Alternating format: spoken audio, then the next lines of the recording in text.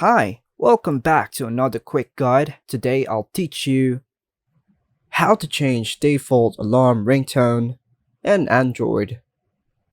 And it's literally an easy process, so make sure to watch until the end of the video to know how it's done. To change the default alarm ringtone on an Android device, you can follow these general steps. So first things first, open the default clock app on your Android device. This app is commonly pre-installed on most Android devices. Then, navigate to the alarm section within the clock app. This is where you can view and manage your alarms.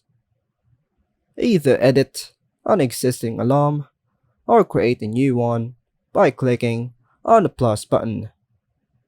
Look for an option like ringtone or alarm sound. Tap on this option. A list of available ringtones or alarm sounds will appear. Choose the one you want to set as default alarm sound.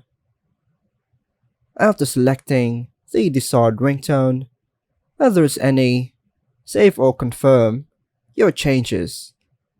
This might involve tapping on an OK or Save button.